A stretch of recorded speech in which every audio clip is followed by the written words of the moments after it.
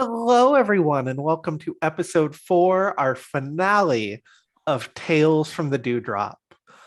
We have a really excellent story to tell you today to bring our characters to a satisfying end for now.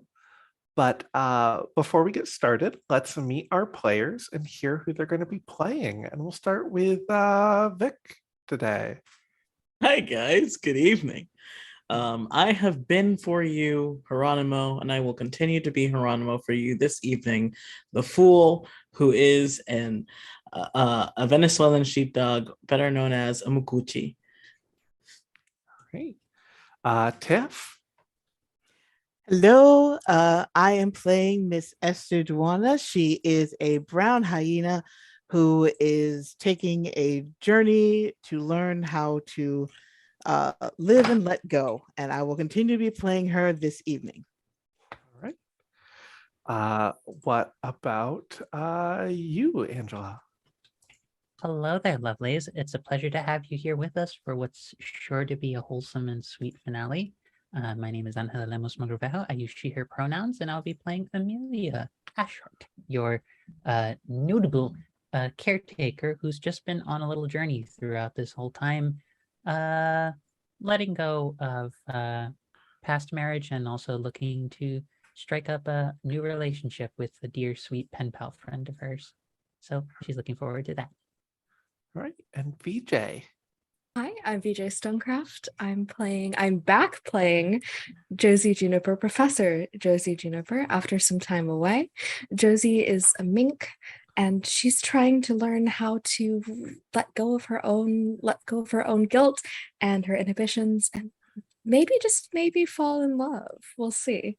All right. And I, in addition to being the facilitator for the show, will be playing Scout. Scout is a rambunctious gecko ragamuffin who is always up for adventure and helping out her friends. So we find ourselves in the month of Firetop. The air is cool, the leaves are changing. All around are gourds of various sizes and the smell of apple cider. And we find ourselves on the shore of Beetle Shores in the Great Beetle Lake. And normally this is a market for people traveling the area. But every harvest season, a large carnival pops up at Beetle Shores. So there are all sorts of games and rides and food and people wearing masks running around and musicians playing on various stages. And where do we find the dewdrop in all of this? Miss Esther would have parked it a little bit away from the shoreline, surprisingly. Okay. Still within sight of everything, but she very much wants a level bit of ground with some space around it, because her plan, starting from like right before dawn, is to start digging a pit. Okay. She's digging a large rectangular pit, and once it's gone, she's getting all kinds of firewood and kindling, and she is setting up to do a old-fashioned beetle roast. So that's going to be roasting in that pit all day long until like close to supper time. Yeah. Cool. So when we open on the chapter, are we still digging the pit? Is the beetle roasting and we're all smelling that delicious smells? When we start, she would have she's at the stage where everything's being lit on fire so she can make the coals. So that's a wonderful shot of the sun rising in the horizon and Miss Esther standing there with her cigarillo, flames leaping up in a wall around her as she just calmly smokes and watches it burn.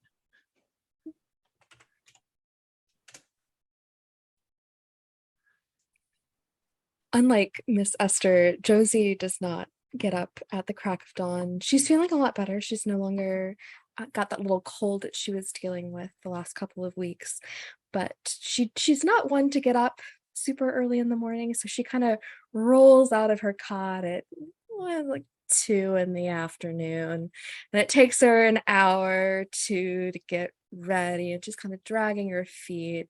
So by the time things are starting to heat up, perhaps at the fire pit, Josie is she's dressed, she's ready for the day, the evening, what have you, but she's sitting on the lake of Beetle Shore, on the shore of Beetle Shores, and her boots are off, and she's just kind of splashing her paws, her feet paws, idly in the water, waiting for the evening's festivities to begin.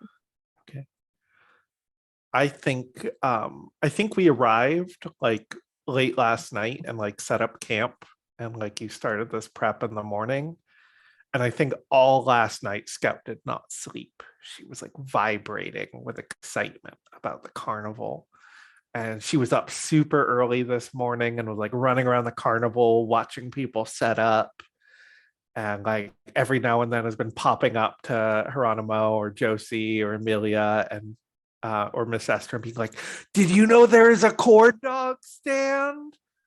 Did you know there's a game where you get to throw balls at bottles, and if you knock them all over, you get a toy? Did you know, Miss Esther? You're muted. You're muted, dear. Nap. No, I did not know that. I certainly hope you're not going to be filling yourself up on corn dogs today, though, are you? Never had one. Oh, I have been remiss. I do apologize. You know what, Scout?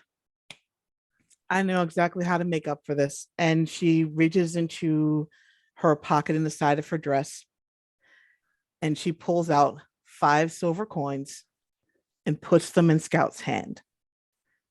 Now, your job today is to use these 5 coins and get as much fun and happiness out of those 5 coins as you possibly can. Okay. Well, now I got to go run through everything and see what I want to do again. Absolutely. Start from the back first, work your way forward. That way you don't get too excited about something shiny toward the beginning and miss good things in the back. Patience. Okay. And remember, it's all right to haggle with Carnival, folks. Okay, bye. Bye.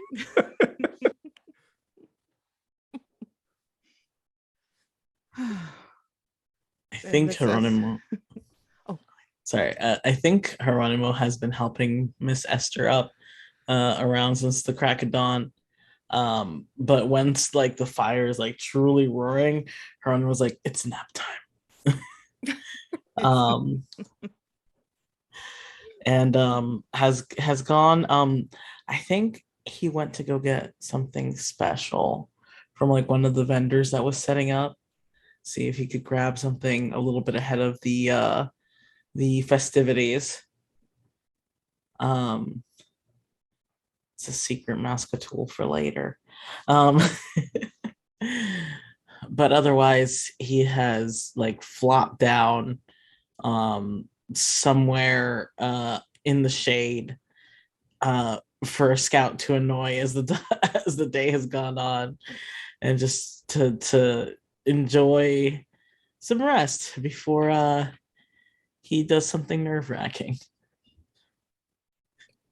And around the time that Geronimo probably goes for a nap is around the time that Josie's energy really starts to kick in. She does her best adventuring, or at least she's at her peak in the late afternoon. And so Josie's kind of up and Adam, she had a very, very long night and day's rest. So she is a little bit nervous. I think she kind of knows something is going to happen. Like she has this feeling in her gut that there's something special about today. She can't quite put her claw on it, but she's pretty sure. So she's nervous, and she copes with that by going with Scout to all of the different vendors, trying to distract herself.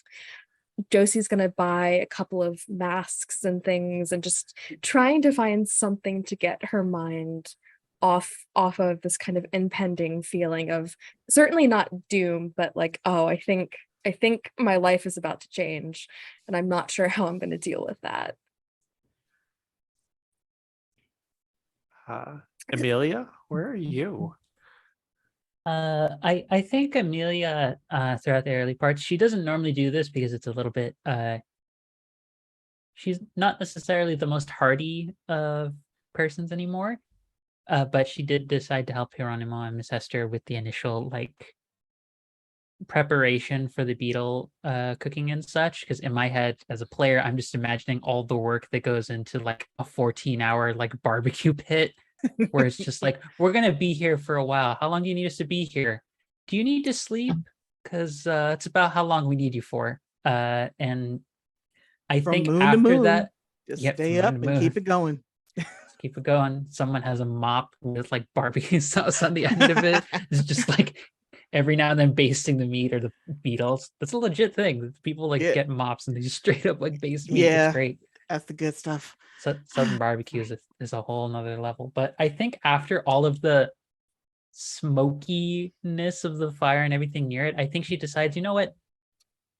I don't get to be on the water itself very often.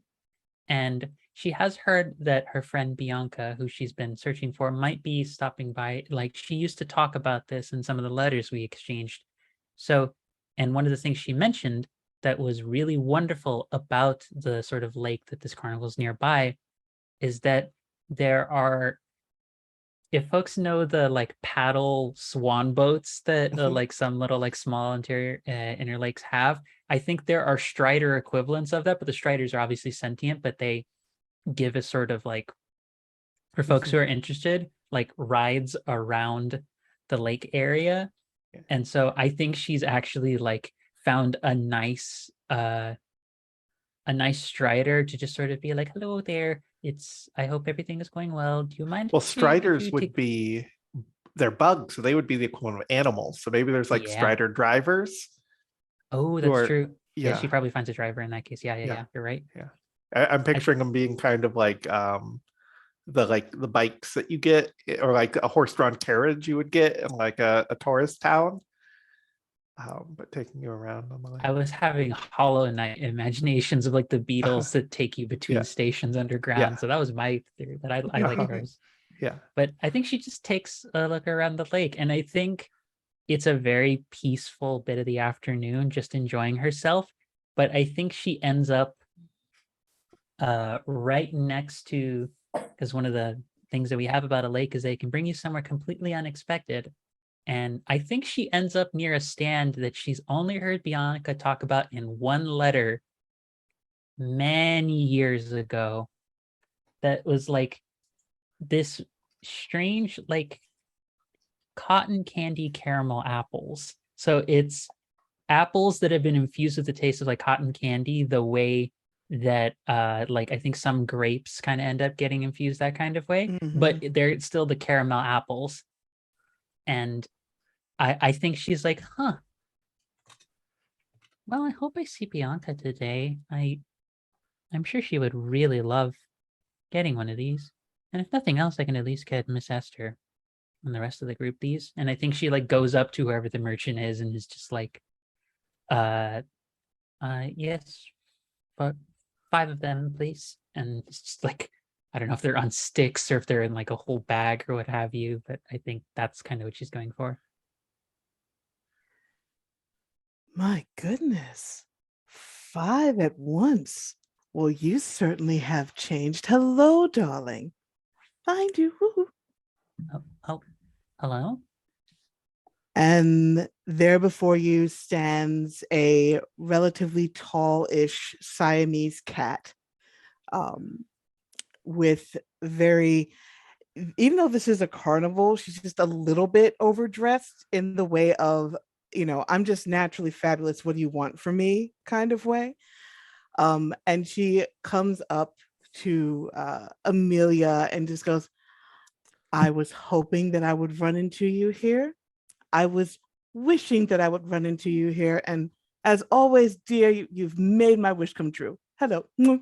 Kisses. How are you? Oh, lovely. It's so good to run into you. Oh, she does the same before. And I imagine it's like the most exuberant, like kind of like affectionate, like little touches. It's all the You little definitely like get a cheek little bit, kisses. you get a little cheek nuzz. She just affectionately like is like doing the little scritchies behind the ear that some cats kind of like. And she's just like, it's so good to run into you. Oh, I was hoping that this would happen. How serendipitous. Whatever are you doing here, dearest? Oh, I'm here with some delightful friends who are taking in the carnival as we carry about on our journey. I have the most entrepreneurial and delightful of companions as well. I absolutely adore her, and is definitely someone who I think is going to look forward to having a little bit more cheer in her life. Oh, well, that's wonderful. I'm always up for a good amount of cheer, but I'm confused. I thought that we were going to meet up. Wait, was it Saint Lorenzo, or am I misremembering? There's Oh just no. so much on my plate. Oh, I would imagine with how much you get around and how enthusiastic everyone is around you that certain things just kind of slip your mind. But no. I think you were right. I think we were planning to meet there, but But it here we are seems now. here we are It now. was fate, absolutely fate, and I couldn't be happier. Oh my gracious. Wait, have you gotten more of your little gods since the last time I've seen you? Yes, I have. They've all been a little bit. Uh, they've had their own little trials and tribulations as we've been going about this, but I think they're all happy here. This is the. I've heard tell that this carnival, from you, of course, and no Mhm. one else. I wouldn't trust anyone else. This kind of Oh, information. I'm so glad. Uh, oh, you are a charmer. Uh, I've heard that this is the kind of carnival that I think all of them would enjoy, and I think she slowly like sets out the shrine that's been on her back.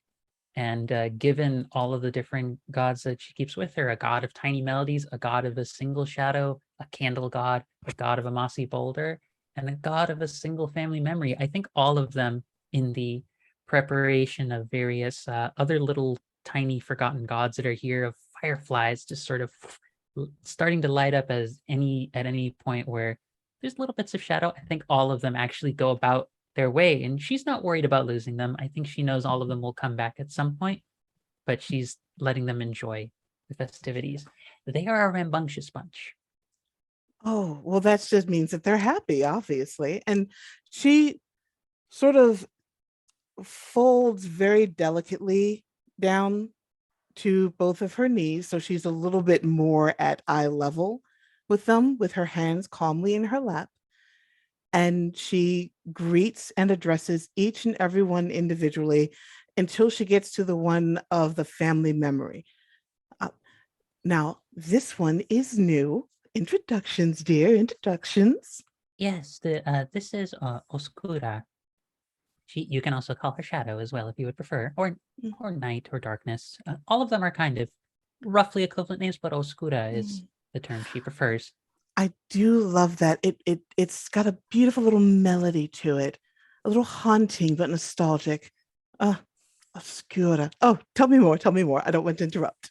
Oh, you always have such a wonderful way with words, and I think it's probably a good like 30 minutes of just this banter back and Back and forth forth. between the two of them.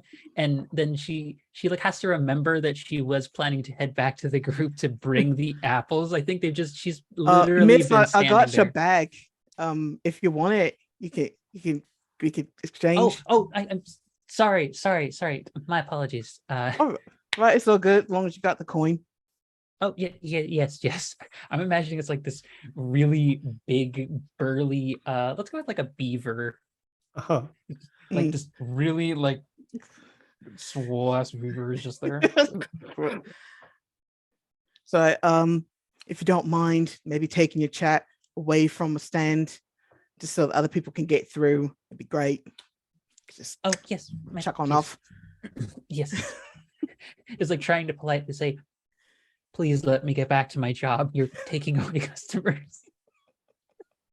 I think we move on after that at that point, and just like slowly walking her way. Amelia has the most enamored look on her face. It is such a look of pure joy and sweetness, and she's just like happily like sharing, and she's shared one of the apples obviously with Bianca, and it's just although it does sound, I'm now trying to imagine what an owl eating an apple would be like, and it's a I'm just quite a picturing thing. the Tootsie Roll owl. One, a two, a three. Yeah, no, Bianca is one of those people who, when she listens to you, she makes it feel like everything you're saying is the most fascinating thing she's ever heard, and she just wants to hear more. Do you bring up Miss Juniper? Yes, I do. I do think she does. I think she goes in order. She's like, we have a most excitable little one named Scout. Always has so much energy about them. We have the strongest and most brave of individuals you will ever meet in Geronimo, and we also have the most kind-hearted and warm of previous professors, Miss Josie Juniper. Pardon? Josie Yes, Miss Juniper. Yes, she is a most delightful companion. A little bit hard on herself for a lot of different things, but she's an absolute delight. Gets a little flustered, occasionally makes a bit of a mess of things. Am I thinking? She tries to make a mess of things, but she does on occasion. Things just happen to her often. Is that right? If you're describing who I think you are describing, then we have had the occasion to meet. Is she doing better for herself? Is she seem to grown and improved and found her way in the world? I think finding your way in the world's a rather long thing to expect anyone to try and go about, but I do think she's doing better for herself. I think she did have a bit of a cold, and I do hope she's recovered fully. But if not, I'm sure, like, conspicuously puts up the cotton candy caramel apple. A caramel apple will most definitely improve the day. Well, I should certainly hope so. Any gift from you is bound to make someone's day, dearest. But yes, well, perhaps we may run into each other, perhaps not. But that's not the most important thing. The most important thing is that I get to spend a little bit of extra time with you, and that means everything in the world. You are an absolute dear. As are you, and thank you for the compliment. Now, do tell me more about your adventures on this little cart. I am dying to know more. And she walks with you arm in arm. Yeah, it's definitely it's big energy of the kinds of people who most biased historians would be like, they were such good friends. They were absolute besties. Yeah. They lived in the same house, shared clothes and shared finances, and adopted 2 cats, but they were best of friends. I want to cut to Scout and Josie. Okay. I'm just picturing Scout with a corn dog in each hand. I don't know which one to start with. Which one do you think, Miss Josie? Well, if you do it quick enough, you can chomp one and then chomp the other. That's so smart. Do you want one? Oh, well, And then I we could don't- trade halfway through. That's so cute. I suppose I could just, Scout, you have to promise me that you won't tell Miss Esther, because if she knows that we've been snacking on the carnival food, she might be very upset because she put so much time. She gave me the money to do this. Oh, well, in that case, sure, absolutely. Let's switch halfway through. Here, I'll take that one. You take that one. She told me to have as much fun with these coins as I could. And the most fun I can have, I think, is sharing a corn dog with you. Oh, that's very, very kind, Scout. Tell me, do you have much experience with these carnival games? And you see Josie is just kind of like ravenously eating this corn dog and looking around at all of the different loud, exciting, colorful games that are going on. And you can just tell looking at her that she really, really wants to play, but she's maybe a little bit nervous to do that. It's a little bit Well, outside of her realm. There's that one over there where they're throwing balls at bottles. And I used to do that all the time with my dad. We'd pile up a bunch of old milk bottles and throw balls at them. That seems exciting, maybe a little dangerous, but mostly exciting. And someone rears back and throws a ball at one of these bottles and it shatters very loudly. And Josie goes, oh, yes, loud and exciting, but I'm very fun. It seems very fun. Scout, sweetheart, do you think you could show me how? Yeah, but why do you seem nervous? Geronimo seemed nervous today too. Oh, it's just I'm Something a little bit going on. No, why would you ask me that? There's nothing going on, Scout. There's nothing going on at all, Scout. There's a carnival going on, Scout. It's loud and it's colorful and it's very, very fun. And how about we go throw some balls at bottles, Scout? Balls at bottles. Bottles at balls. Bottle. Okay. Scout. Nothing going on, Scout. Okay. Scout, how do you feel about being the teacher today? And you give me a lesson. You walk me through every single step of throwing this ball at those bottles. Okay. Yeah. So the first thing you gotta do is you line up your hand. That helps you aim. So you hold out your hand and then you pull back and you throw it as hard as you can. And I think like Scout fully misses the bottles and it hits the back. You did so good, Scout. Okay. I think I understand how this works. My dear friend, and Josie turns to the squirrel who's in charge of the cart. May I have a ball so that I may throw it at the bottles? I think beneath the person running the stall is like a little bit like stoic, but then from like under the counter, a very excitable looking face pops up and it's just like, yeah, you can have a ball. Oh, thank you. Yeah. Oh, all right. Scout, Did you throw the last ball? No, that was Scout. You? Wow, you threw the ball so hard. Like, it'd be really cool if you hit something. Really? Yeah, like you threw it so hard. I saw it hit the back flap. It went boom. It was really cool. But you gotta hit something though. Yeah. I mean, I was just showing Miss Josie how to do it, and she learned from me, so she's gonna throw it just as hard. Mm-hmm. You taught an adult how to do something?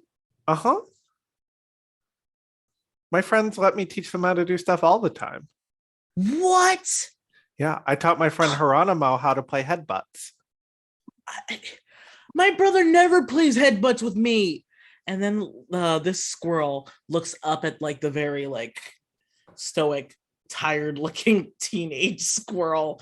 And he's just like, why don't you ever do cool stuff with me? And just like, settle down, Lucky. I'm Lucky. Yeah. That's such a cool name. Right? Mm-hmm. My mom picked it out.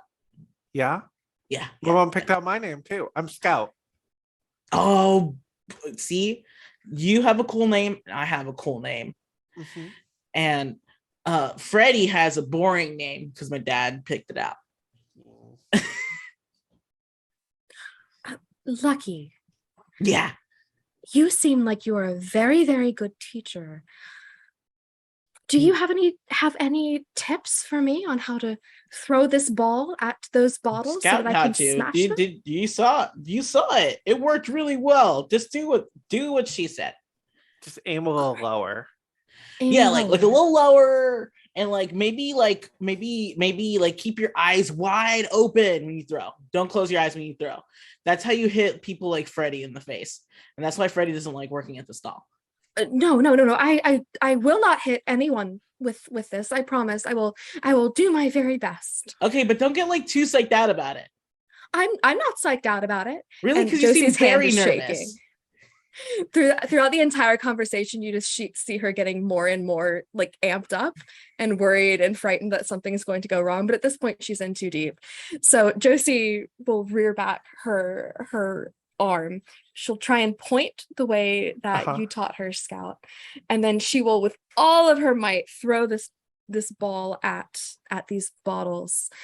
But she, at the last second, she closes her eyes like and squeaks a little bit as she throws it. And I will leave it up to Lucky the squirrel as to whether or not she actually broke those bottles. I think at the last second when when he sees Josie's eyes like close, he's like, "No, don't blink." And I think it was gonna go really wide the way that Josie was aiming, but then it like hits straight on and like crashes the bottles apart. And like he's like, "What? Yeah! What? Oh man, your name should be Lucky because you weren't looking at all."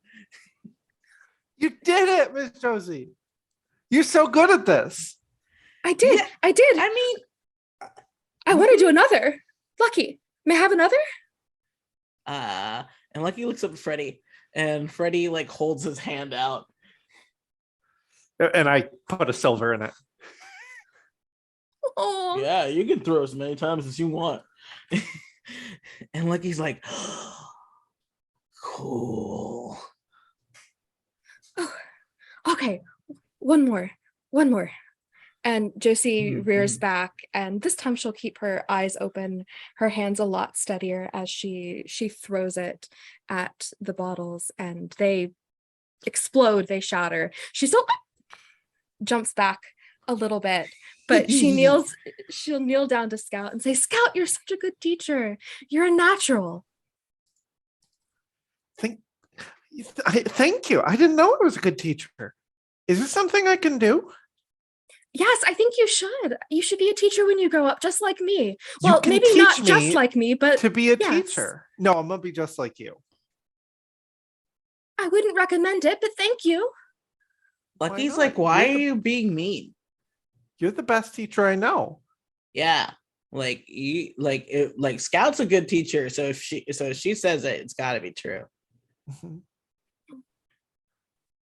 It's very, very. That's very kind of you, Scout. I've learned so much from you. Like, don't touch funny mushrooms. And when you're sick, stay sleeping. And to put your toes in the water every chance you get. Oh, that's a good one. Oh, and how to make the stars dance. What? You can make the stars dance? Well, Lucky's not like really. leaning up on the counter and is like staring at Josie with big eyes. She can, but only sometimes. They're not very well. I don't want to blame my students, but they're a little bit mischievous sometimes. They don't always listen to me. It's not something I can promise that I can do. Okay. Yeah, my mom tells me I'm mischievous. And so I get that.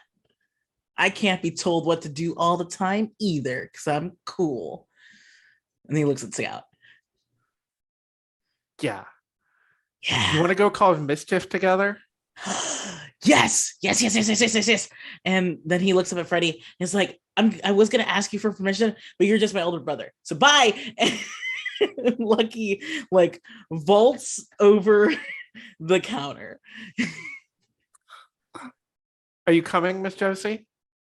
Miss Josie looks from Scout to Lucky, from Lucky to Scout, and she sees the makings of a new little class here. And so she beams like whisker to whisker, and she says, yes, of course. I'll go too. It seems like it's a very good day for learning and lessons and making new friends, but let's do something a little bit differently today. Both of you can be my teachers, and Okay. I'll be your students. So lead the way. Okay, first you have to choose a prize though, because you knocked over like 2 stacks of bottles. And you also paid like way too much for like throwing balls. So like you should get a prize. That stuffed animal looks like Geronimo, doesn't it? Yeah, that's the hero. That's the hero of legend. And his cape. Everyone likes that one. Do you want that one, I Miss can Josie? see why. Yeah. Mhm. Yeah, I we'll would take that really one. like that one. Okay. And then, like, again, you guys paid a lot. And then Scott told you how to throw. So, Scout, do you also want a prize? Yeah, I want. Oh, what about that wooden sword? That one's my favorite. And then, like, from like his really bushy tail, he pulls out his own wooden sword. Oh, but we have to be careful when we're playing with Yeah. swords. Yeah, No eye my poking. mom and dad showed me how. I can show you how to play with a sword if you want. Yeah, Yeah, let's Me do and it. Let's Scout go have can a show sword you. fight. Yeah, and then, like he like leaps up and like sort of like grabs a sword and The one leaps with the back blue down. handle. Huh? The one with the blue handle. Oh, okay. Oh, hold on. And again, like it's just a lot of like scrolling up, grabbing blue handle, bringing it back down, giving it to Scout, and then like also like you're gonna have to give this one back because like 3 prizes is a lot of prizes, but like you can hold it for now, and it's really cool. Okay. And and uh and Lucky hands out Josie like a sword with a red handle. Josie very cautiously at first reaches out for it. You can kind of see that she wants it. Like she wants to grab it. She wants to play with it, but she's so worried about something going wrong. But she looks at Scout, who I imagine is already kind of like play jabbing, and she looks at Lucky, who just looks so happy. And I think she also looks at Freddie. What face is Freddie making? I think even this disaffected teenager is kind of smiling. Like definitely like that sort of like, oh my god, this is so lame. But like rolling his eye, but like still kind of smiling. So Josie hesitant at first, but then her hand shoots out. She grabs it. She turns her play sword on Scout and then Lucky and says, "On guard." Touchy.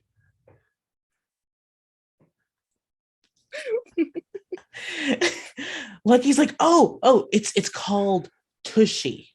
Okay, tushy. Tushy. Tushy. Josie knows that's not the word, but she doesn't care. She says, "Tushy." Okay. Now let's see that footwork, Miss Scout. Okay.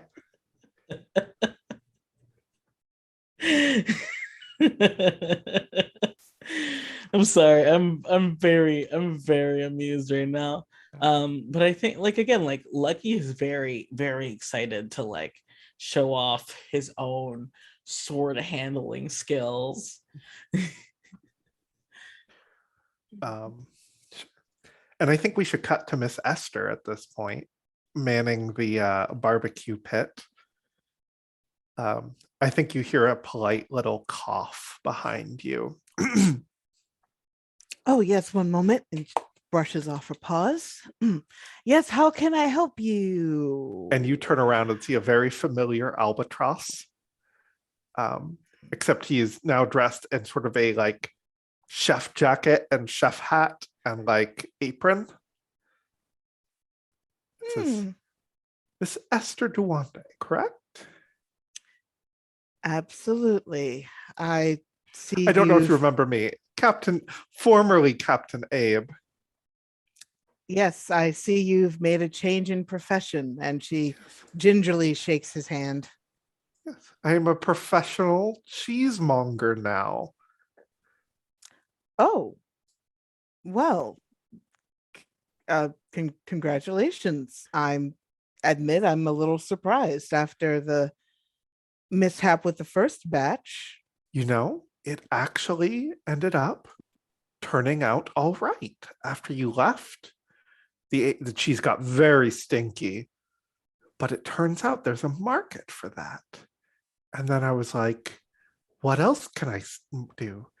And now I sell the stinkiest cheeses on this side of the heath. Oh, well, I congratulations then. I'm well, Smell this one. And he undoes a jar, and it is just awful.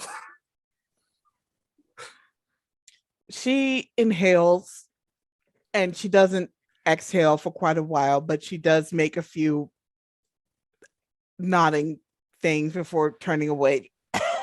Yes, You might it's want not. to.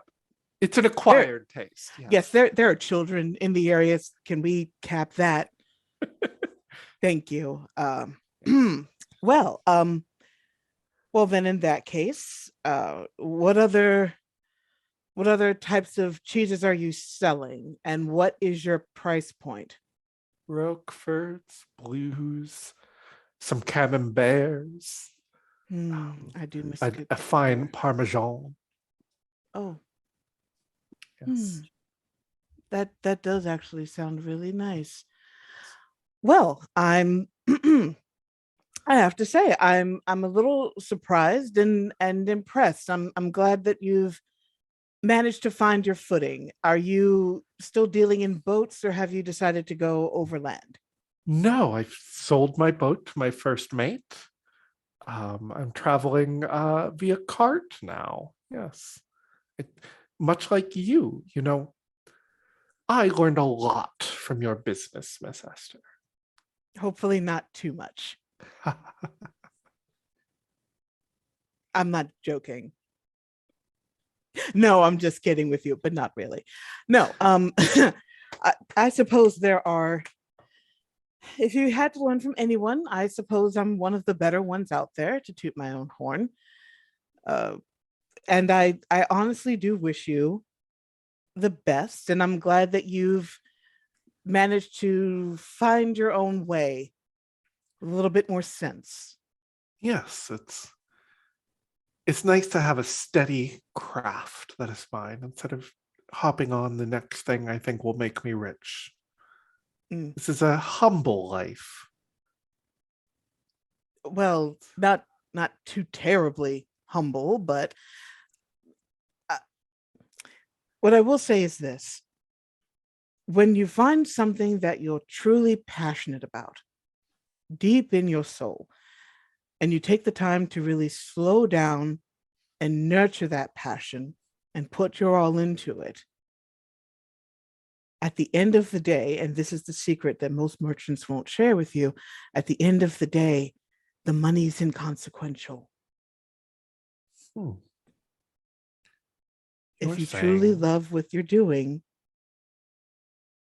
that is the most important thing. Please don't misunderstand me. Money is a very, very close second. Like, very, very close second. But ultimately, your happiness is paramount. Yes. You did not hear that from me. I think I would be disbarred from the guild if they knew I was giving that type of advice, but there you have it. Yes. I think I have a lot to learn from you. Well, it never occurred to me that there could be something in this other than money. Well, then in that case, we'll have to stay in communication. But first things first, posture up, chin up, pride in your work. Yes, of course. Repeat after me. I am a cheesemonger. I am a cheesemonger. My passion is cheese. My passion is cheese. And for my good mentor, Miss Esther, And for my good mentor, Miss Esther, I'm giving her a half-off discount on a round of Parmigiano Reggiano. I'm giving her a half-off discount on a round of Parmigiano Reggiano. Wait a minute. Thank you so much, dear. You're far too generous. Now, come with me. We'll have a drink and a smoke, and I'll tell you a little bit more. Oh, yes. I would quite enjoy that. And she claps him on the shoulder and actually leads him back to the dewdrop to open a bottle of brown ale. Those people that travel with you, the large dog, the owl with all the little gods, the Mhm. child. My family, yes. I don't see the resemblance. They are my family. What other question did you have? It's just a very odd family. There was my papa and my mama that I grew up with, but I've never understood these large families. Well, no. Do you feel it's integral for being a good merchant? Oh, no. There are many, many merchants that are sad, lonely people, crotchety and craggedy and generally unpleasant, and they're very successful at what they do. Sometimes having a family, even a large family, as a merchant, can be a hindrance. However, what was the lesson I just taught you? There's more important things than money. Absolutely. You're a quick study there. Now, what I will say is that although you can be a successful merchant with no ties, no friends, nothing to hold you down, and no one to have to report to, I can tell you from deep experience that it is not the correct path for everyone. It can be very lonely. You can find yourself with enough money to fill a dragon hoard and still unsatisfied at the end of the day. Now, for some people, having a dragon hoard of money would be perfectly satisfying and they don't really need anyone, but that's the decision that you have to make. But if you are going to be a traveling merchant, and this is my third piece of free advice for today. I can't believe this. Gracious, what's gotten into me? Third piece of free advice for the day. As you travel around with your cart, you're going to meet many different people, all of whom going to seem very strange to you, very new. They'll do things differently, have different cultures, different customs, different ways of thinking that aren't like yours or your mama or papa. I can only guess that, pardon, that would be rude. What I'm trying to say is you'll meet many different kinds of people, and it would behoove you, especially coming from your background, to have a very open mind, to try to learn from as many people as you can, and to make good connections with people wherever you go. We call that networking, dear. Yes, networking. And that is how you grow and maintain connections that will then help you in the future. Now, having a connection with me is a very good place to start. And I don't say that out of a misplaced sense of pride. I say that because I've been traveling around probably since you were knee-high to your father. Yes. But if you truly want to do this and you really want to be a very good cheesemonger and you're willing to put your heart and soul into it, then I will vouch for you with a few people that I know. And I'm going to take a token for inconveniencing myself for the sake of someone else. Yes. Interesting.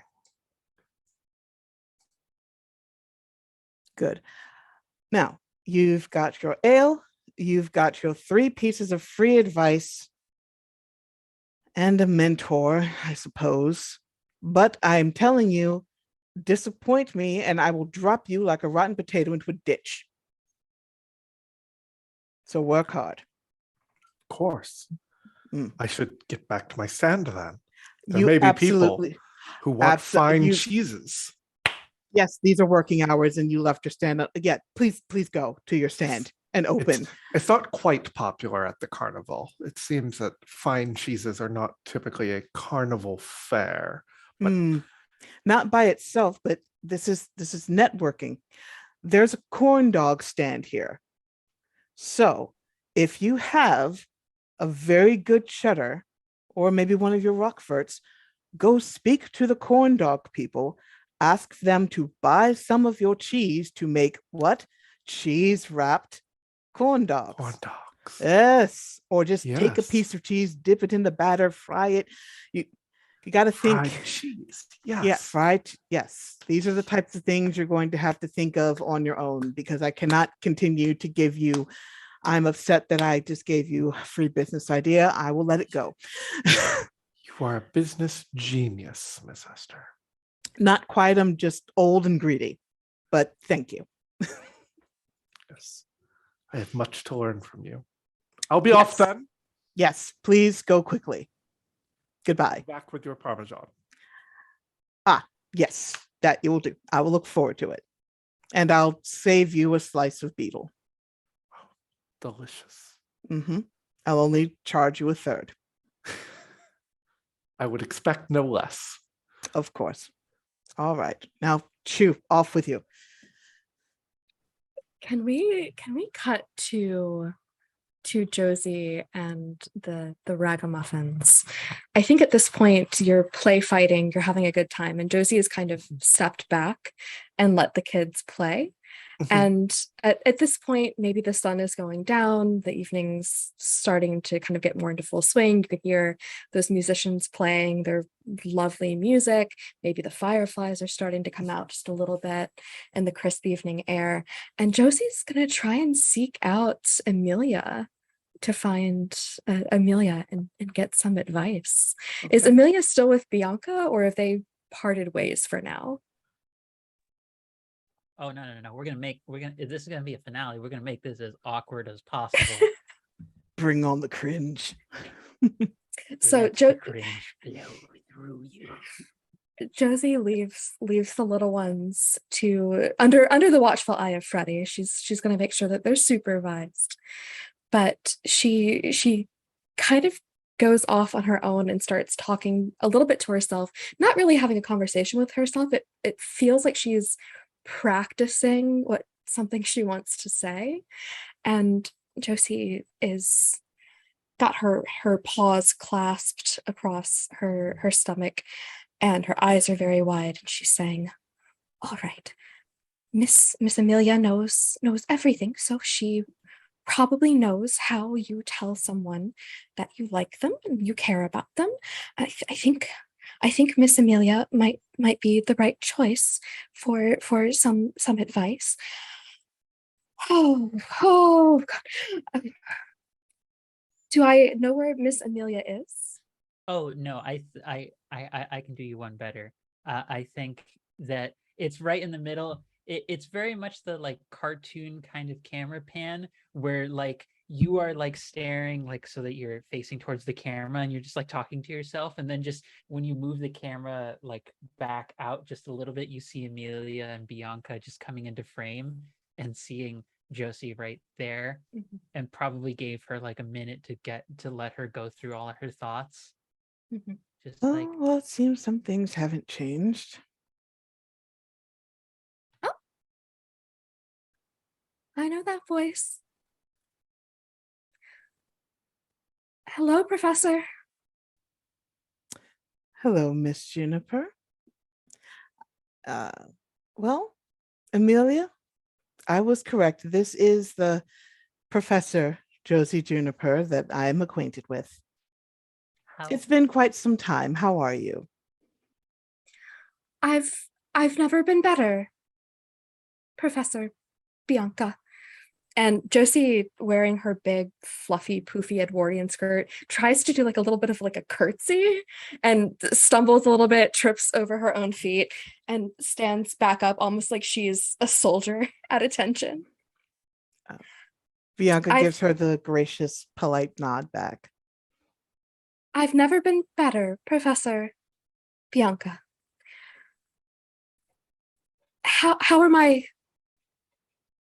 How are your students? They're doing quite well, actually. We're on a bit of a break, so I was taking a little time to travel. Little Maricita is also doing very well. I'm relieved.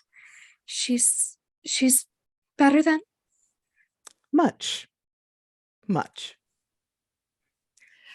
Thankfully, her parents have allowed her to continue attending our academy, for which we are very, very grateful. And she seems to be thriving under new direction. I'm so happy to hear that. Hmm. Is she top of the class? Not quite, but she is in the top 10. Good. And I suppose she hasn't been doing any more of her bottle rocket experiments. I suppose that subject matter has been stricken from the curricula. I think it would behoove all of us to move on from that particular subject altogether, don't you?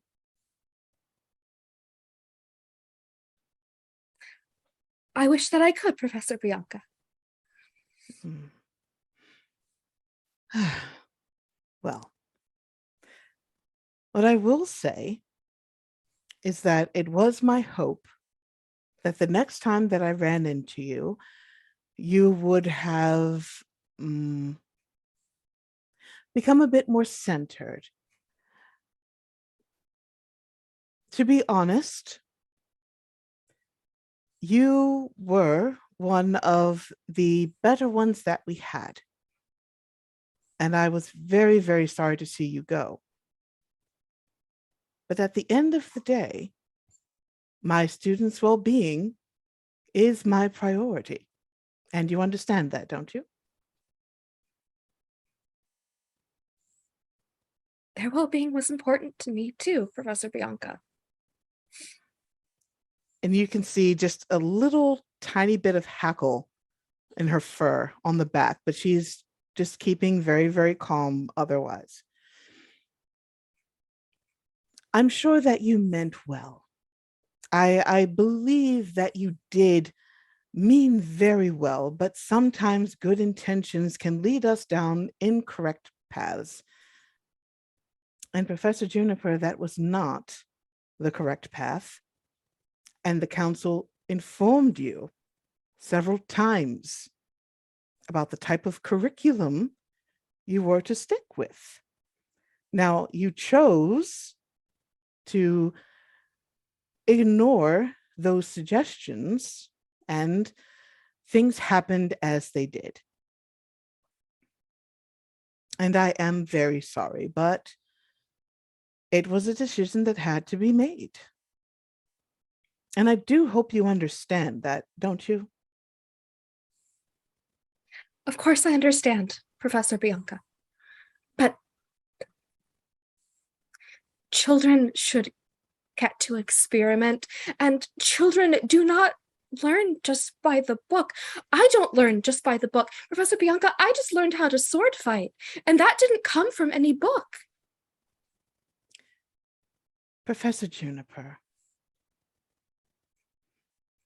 you can discuss with me about styles of learning and what children can and cannot do when you at least have another decade of experience under your belt. Our academy. I'm sorry. I think I'm going to have to interrupt on here. Now, Bianca, I'm fond of your insight, your wisdom, And your Angela, you're general- really quiet, dear. Oh, my apologies. Am I coming through louder? A little bit better, but it's still pretty low. Huh, that's strange. Is that better? Yeah, I can hear a bit. Oh, very strange.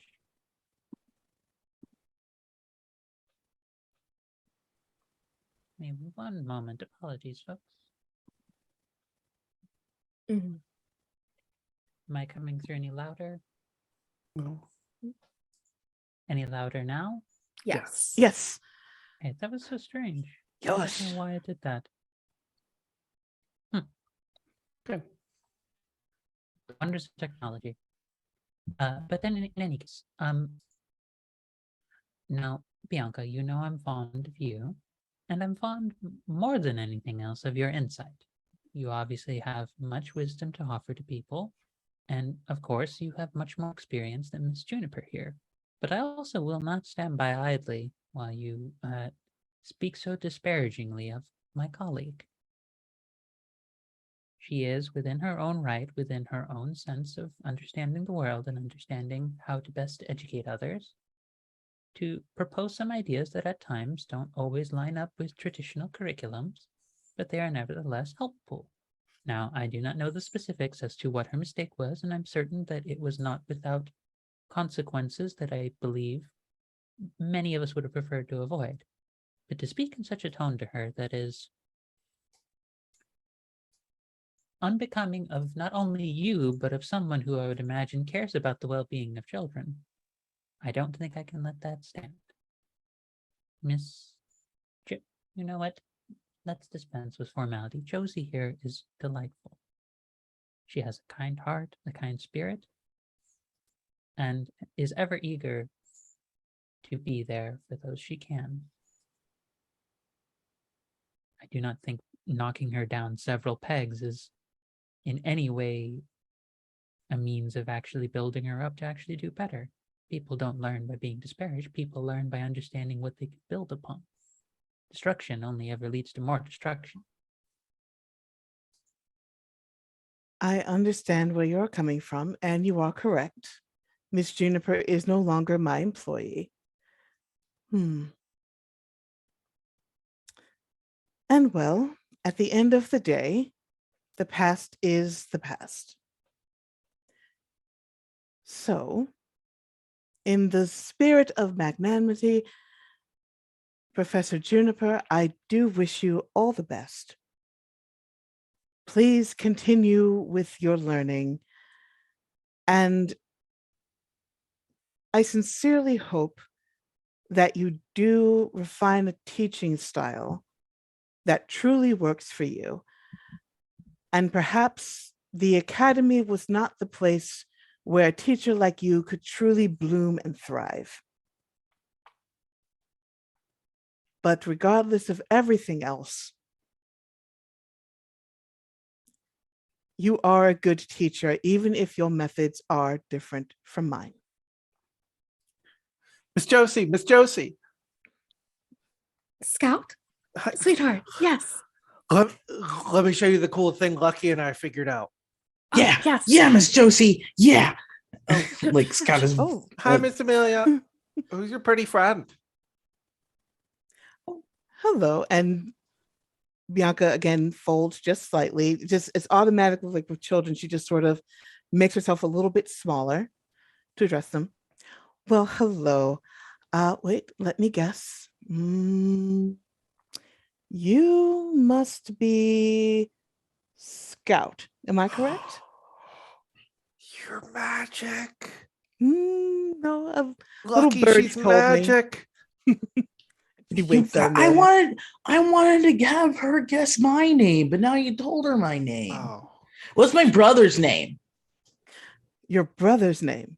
Yeah, Is he an older brother or a younger brother? he's an older brother. An older brother. Yeah. Is his name Cinnamon Toast? No, it's Freddie because my dad's boring. Oh, now. Lucky. What? Freddie is short for Frederick. And Frederick is a very regal name given to kings and princes. So perhaps he's not boring. Perhaps he just hasn't realized that he's not quite a king yet. Does he sort of boss you around a lot? Tell you what to do? He tries to. Oh, he tries to. Yeah. Well, I'm guessing you keep him in Mom mind says I then. can't be controlled by nature or nurture. Oh my.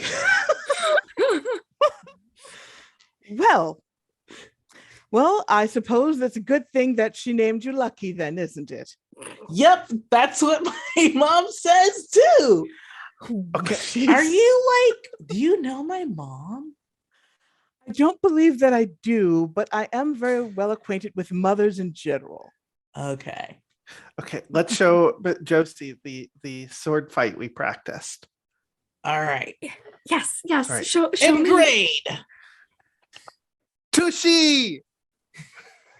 Or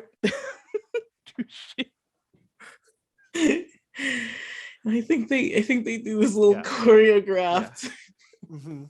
little thing. Yeah. Mhm. And I think so at one point Scout maybe trips over her feet a little bit, Mhm. and Josie runs in and grabs you under the arms and lifts you back and puts you back up on the feet on your feet and kind of fixes your shoulders so you're in a fighting stance, and then she keep going, this is wonderful. Ha ha! Ha ha! Back, villain! Wait, I thought you were the villain this time. Oh, right. I'll get you. Ah. Well, I'm the hero of the story, which means 50% of the time I'm gonna disappear.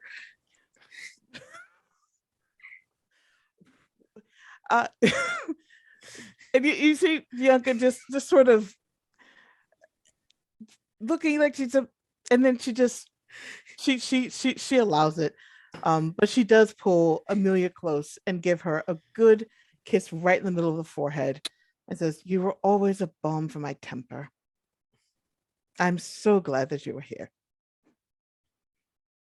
I think Amelia is sweet enough, but I think she's never.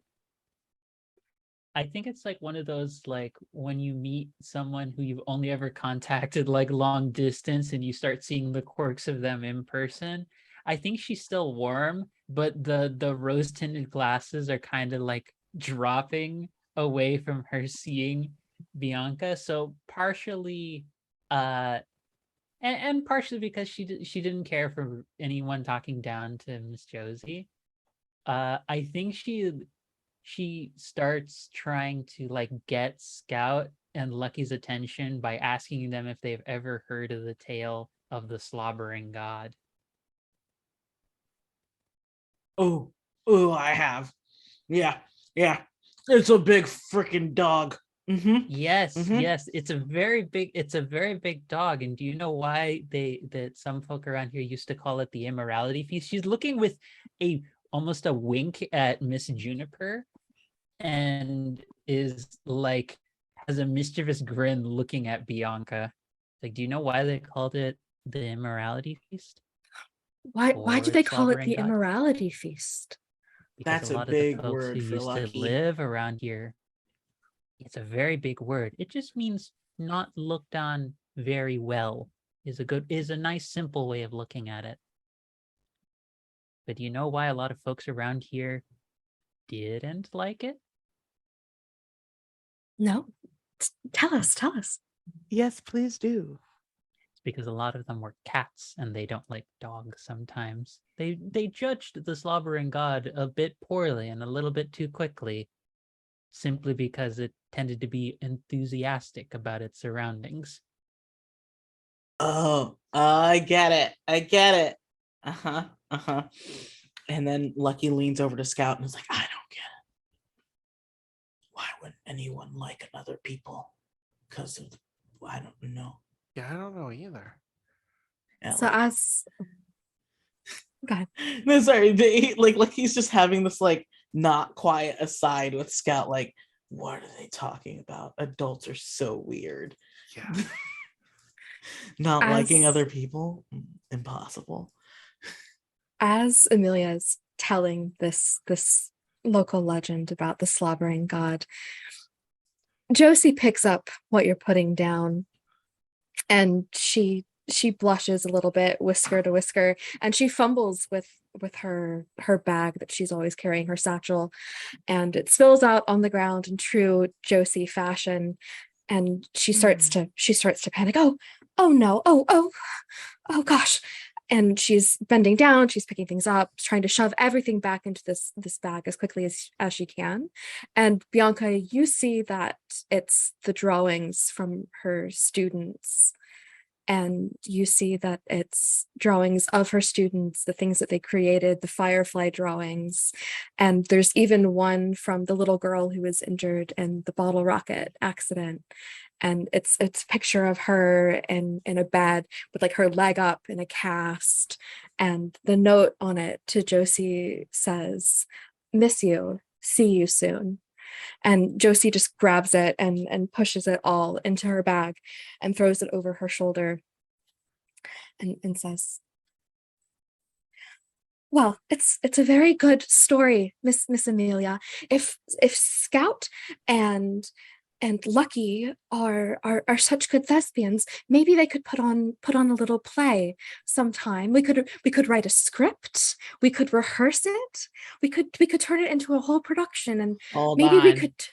That sounds like a lot of work, and I'm here to play. Oh, I well, think it sounds fun. Well, it Okay, I is guess. play. It can be work and play. You know, sometimes the best play involves a little bit of effort, but it's all worth it in the end. I mean, the two of you just put on that wonderful production, that swashbuckling production for us, and that took a little bit of work, didn't it? But it also felt like play. And you see Okay. Bianca's watching over all of this. Josie, if you catch her expression, her face is soft. She's composed. Her body language is open. But in her eyes, you can see pity, and not the good kind, as she's watching you fumble and stumble around. Well, it sounds like you've got a lot of things to do. But if you'll pardon me, I must excuse myself for a little while because I'm afraid I've left some of my companions. But Amelia, if we do happen to get a chance to meet up in St. Laurent's, please, please, please, please, please don't hesitate to stop by at any time. I'm much looking forward to it. But I do have to run. Smooches. Professor Juniper, it's been a pleasure. Nice to meet you, Scout. Nice to meet you, Lucky. And I hope you all have a wonderful rest of your evening. And she glides off with just one last sort of tiny up and down look at Josie as she goes. Josie turns. Oh, go ahead, Scout. I think as she walks away, Scout's like, when she's just out of earshot, Scout's like, she's one of those people who like her words seem nice, but they're like secretly mean. They are? There's people like that?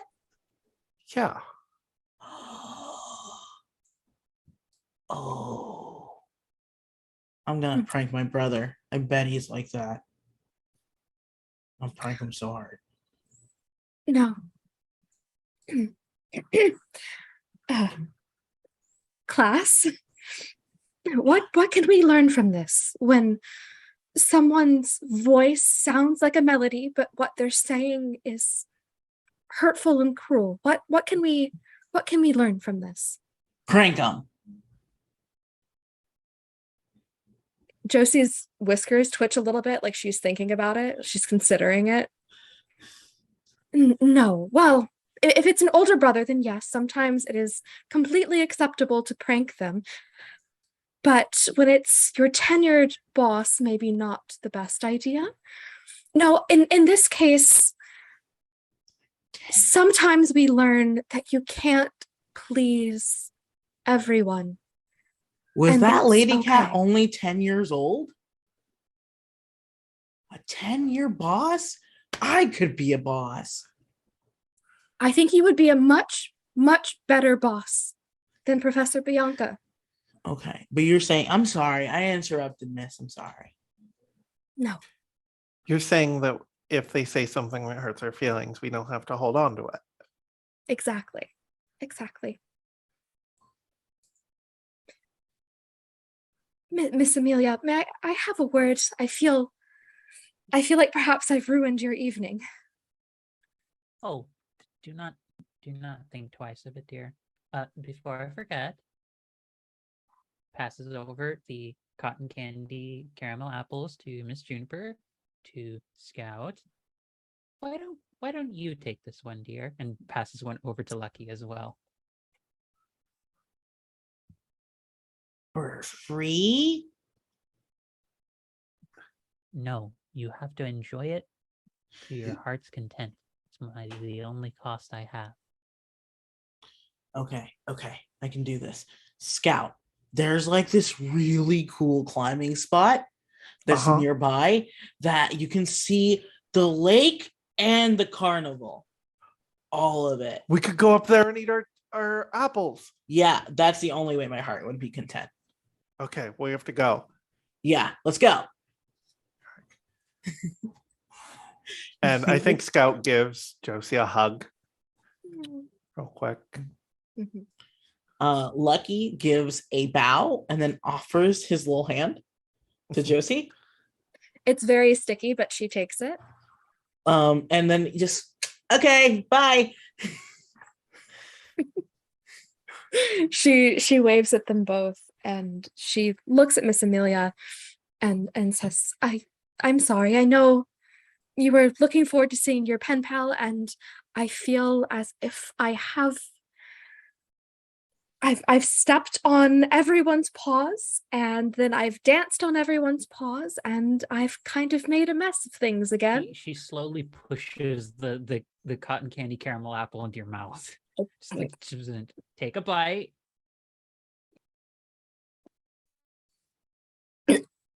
Yeah.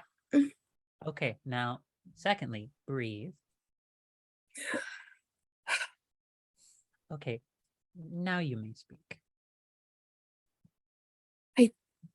I don't want you to think less of me as a person or as a teacher. I didn't agree with the curriculum at the academy. I thought it was restrictive. I thought it kept the students from experimenting and learning about the world. And I think I was too indulgent of my students, and I didn't tell them no when I should have stepped in, and people got hurt. And I was right to lose. They were right to take the job from me, but I don't think that's something I can forgive myself for. I don't know if it's something I should forgive myself for. And now I'm out in the world, and I'm having to learn just the same way that I taught my students. I don't have a book. I don't have a curriculum. Everything's happening at once. Bite of her own apple, like to interrupt your flow of thought. Yes. These are very good. Now, dear, normally I'm not inclined to be as rude as to interrupt someone when they're speaking. I try my best to be civil. But just as much as I cannot suffer someone to speak ill of my colleagues, I cannot stand for my colleagues to speak ill of themselves, particularly when, if I may say so, respectfully, you are wrong on most of those accounts. I don't know if that's true. Earlier, Scout was telling me about all the lessons that I've taught her, and almost every single one was because of a mistake that I had made. Even better. I don't. How exactly do you think? Not even how. Why exactly do you think I'm so understanding of your situation?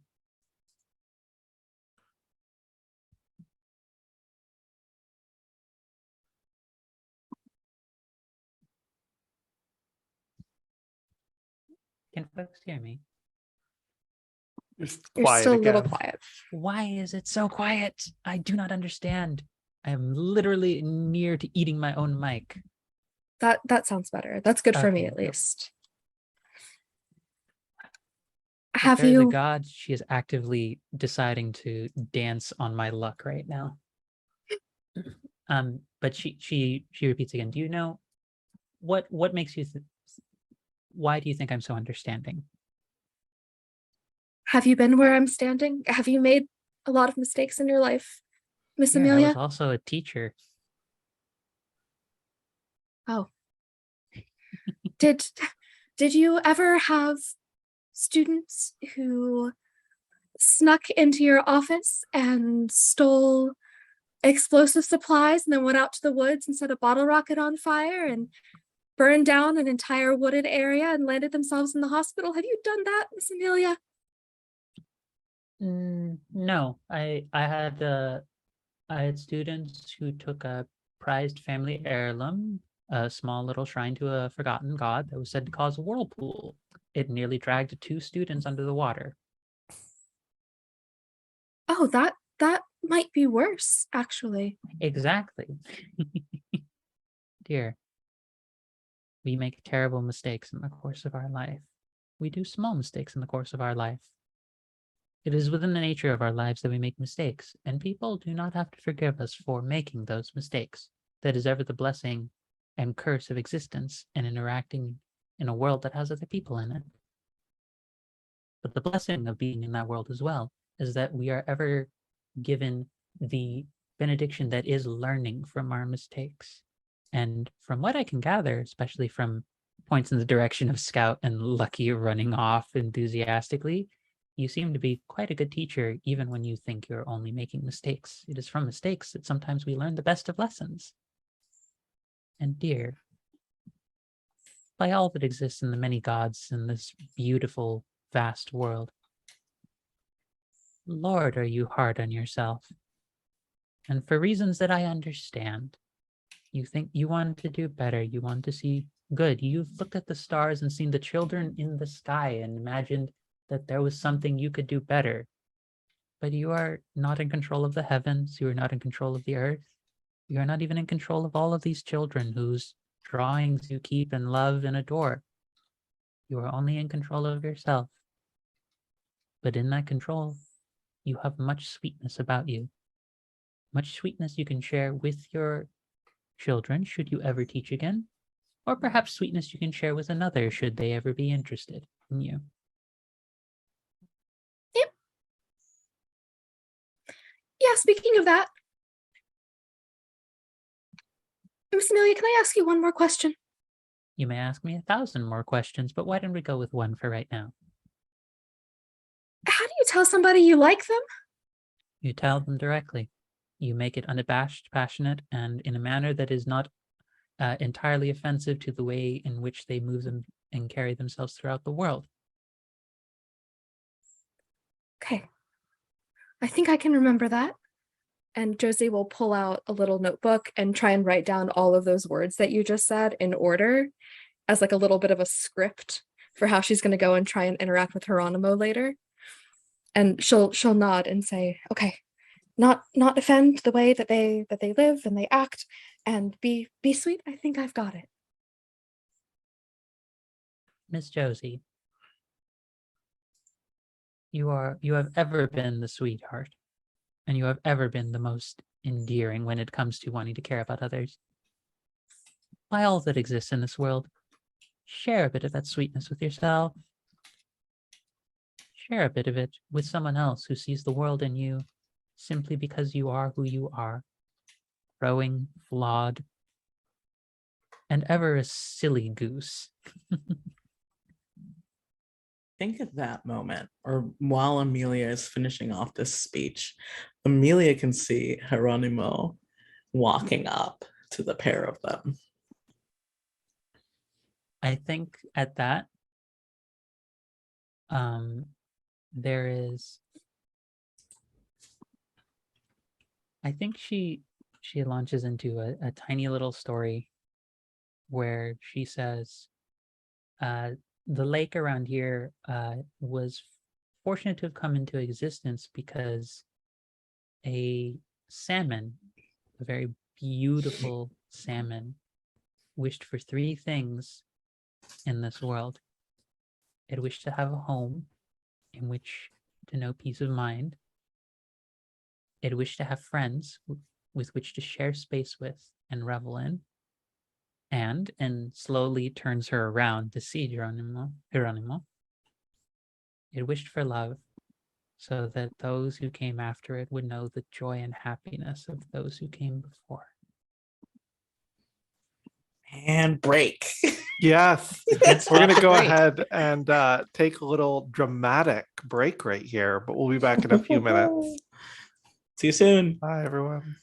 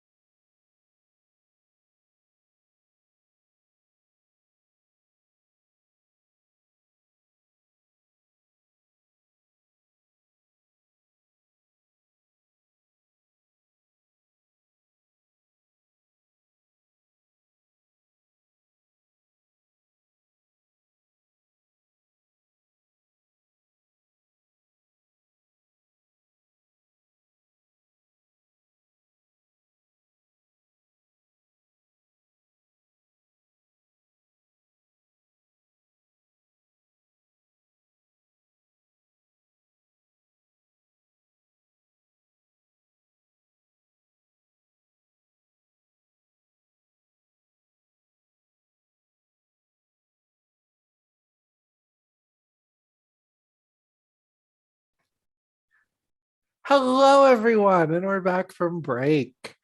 We're back from break with a nervous Geronimo approaching Josie and Amelia. Yeah, I think as Amelia turns Josie around, there's like a slight betrayed look on Hieronymo's face. Like, I'm surprised. Hi.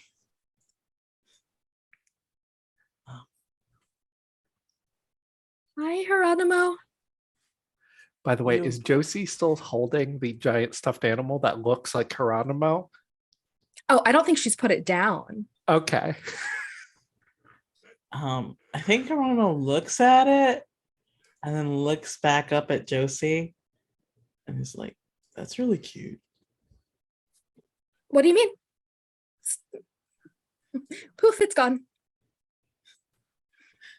Are you trying to teach people how to be magicians now?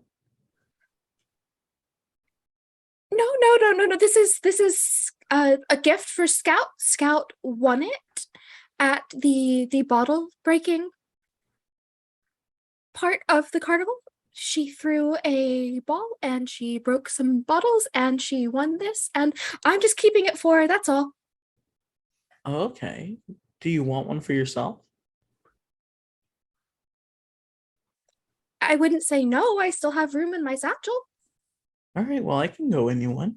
Would you like to walk around with me? Sure. Do you mind if I get a very small tankard of mulled wine first? I'm a little chilly in the air, and I could use a little bit of a little bit of a pep up, I think. Oh, Miss Josie, don't you worry about that. She's while this conversation has been happening, she has. I'm spending a token for this. She has used her walking stick to magic a tankard of mulled wine. She's already paid for it, and the cotton candy caramel apples that were in her hand are suddenly there's another one, and oh look, there's two, one for Josie and one for Geronimo. She's like, best of luck, dear, and she just kind of is like gone. And you Amelia, just see her a bit of ways already starting to head back to the dewdrop. Amelia, Amelia, where are you going? Enjoy Um, yourself. Amelia, Take a walk around. Josie, come back. if you don't want to, if you don't want to walk with me alone, I can probably go find Scout or. No, it's not that at all. I'd love to go walking with you. Geronimo. Okay. And how about you have a drink? If you want, I can carry your bag. That would be really lovely. Thank you. And she opens it and she stuffs the Geronimo stuffed animal as deeply as she can into the bag and tightens it, and we'll hand him her satchel. Yeah, and he very carefully sort of puts the satchel over his like shoulder, and where it sort of like sags on Josie, it sits very comfortably on Geronimo. And he smiles. He's like, Miss Esther always said to make sure to take a lady's bag. I know you can carry it by yourself, but I think that you might have more fun letting someone else carry it for a bit. It's very nice. Thank you for doing that. So, what have you been up to all day? I had a very eventful day. I cried a little bit. I had a sword fight. A lot happened. Geronimo reaches out and takes one of the like cotton candy apples to get it out of Josie's hand, and then takes her hand and starts walking backwards towards the carnival. And it's like, well, I didn't do as much as you did. I helped Mom fix up the pit, make sure that we have a good grill going. And then I got you a gift to share with you today. But it's not my birthday. I know. Sometimes people just get gifts. It doesn't have to be a special occasion. Oh, I feel bad, Geronimo. I didn't know. I don't have It's anything you. to give to you. Well, if that's going to worry you so much, you can just say that you walking with me is a very nice gift to me. Okay. I can do that. Me walking with you is a very nice gift. You walking with me is a very nice gift. Did it get really warm out here really quick? Geronimo, I'm gonna take off my vest. Kind of chilly, aren't you? I thought you said you were cold. That's why you wanted the cider. Yeah, I must have been. I just drank it too fast, I think. Yep. Feel very warm. Okay. Do you want me to let go of your hand? No. You can hold on to my hand. Okay. I don't want you to let go of my hand. Okay. I like it when you hold my hand. I like holding your hand too. So what game is your favorite? And if it's not too bold of me to ask, what's the gift you got me? Geronimo was like, I'll show you after I win the game. And Geronimo like starts walking and like eating the apple and just making very happy noises at how sweet it is as he just starts to lead Josie over to a large column, and you hear sort of like a crash. You see something sail up and then sail back down. It's like something keeps going up and down at this column that they keep walking towards. And it's like, did like something bad make you cry? Like sort of like trying to figure out more about Josie's day as they walk slowly and he's eating this apple. Kind of something bad. An old coworker from the academy, my old boss actually, but I don't think it really matters anymore. I had a really nice talk with Amelia and she unruffled my feathers a bit. And then Scout and Lucky put on a play that I got to direct, and it was lovely, and no one was hurt when we were sword fighting, which was good. It was an improvement. So I'd say on the whole, it's been a really nice day, and it's just getting better. I think Geronimo's a big guy, so he finishes his apple really quick. He makes sure to like wipe his hand on his shirt before reaching out. And if it's okay, he gets close and like runs a hand over the top of like Josie's hair. It's just like and he's like, when did you get feathers to ruffle? And it's like a sincere himbo question. Josie's eyes do that thing that cat eyes do, where they just go like completely black and just like, and she freezes, almost like she's in some kind of paralysis. And she smooths, she pauses for a second, and then she just like smooths her fur down, because it started to like prickle up a little bit. And she says, "Oh, it's just a figure of speech, Geronimo. Do you think you could show me how this game works? Can you show me? Can you be the teacher for a little bit? I'm a little bit out of my element." Oh, okay. Yeah, I did want to show you this game. So the point of the game is to hit the thing with enough force that it rings the bell. Mm-hmm. And Geronimo walks up, and there's like another squirrel here, and it's like an older man, who looks very haggard and tired. Josie's like, is this Lucky's dad? Is this Lucky's dad? Probably. That's right, Geronimo, folks. Just one copper and you can ding the bell. How about you, soldier boy? You want to give it a try? I'm not a soldier. I'm just a waiter. And Geronimo hands a copper. All right, son, just grab that mallet over there and give it all you got. Mhm. And Geronimo sort of like takes off the cloak. And so it's just bare-chested dog sort of hauls back, grins at Josie, and is just like, watch this. And then slams down with as much force as he can. And you see the thing rocket and ding. um, and to the point where it looks like the bell is about to like be knocked off this thing. There's a look of concern from the squirrel, everything. And but it sails back down. It's fine. Well, I'll be a son of a stag beetle. Gracious. Huh. I didn't even know it could even hit that. Congratulations. Congratulations, son.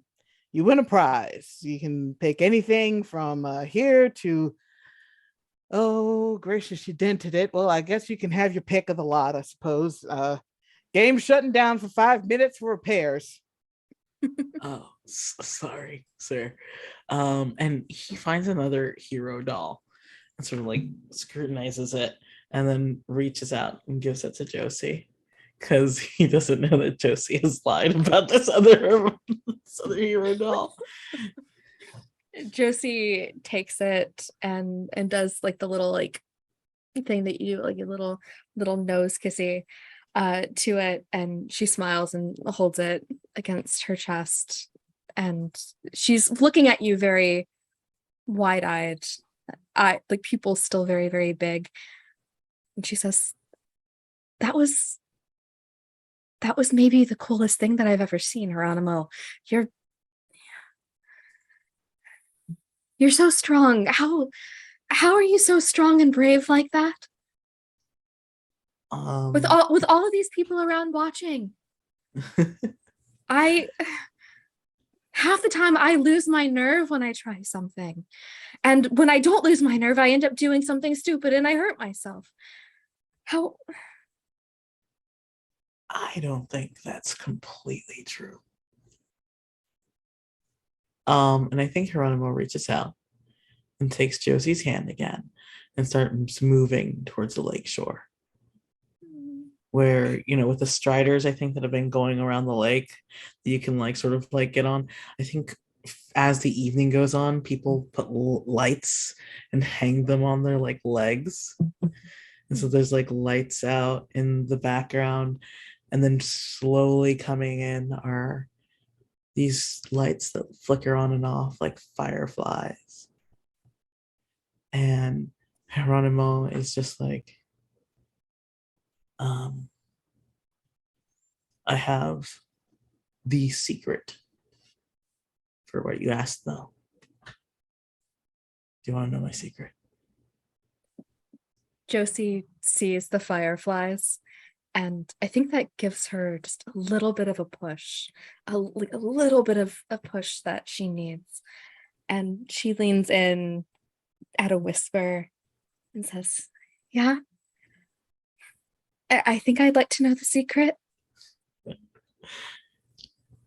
The secret is that I can be so brave because my home is here.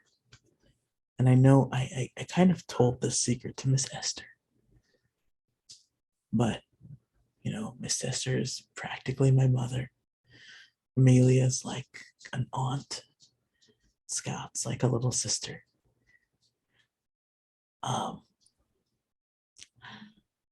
But I want to be strong and show off a little, because even though they're my home, you feel like an adventure.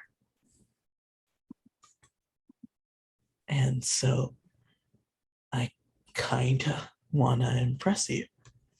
I know that I'm brave, and I know that I think pretty deeply, even if I make a lot of mistakes sometimes. But you remind me of how cool it is to learn and explore. And that just feels like the most fun adventure I could go on. And that's my secret. It's a really good secret. I'm not sure I have a better one, but I have a similar one. Okay.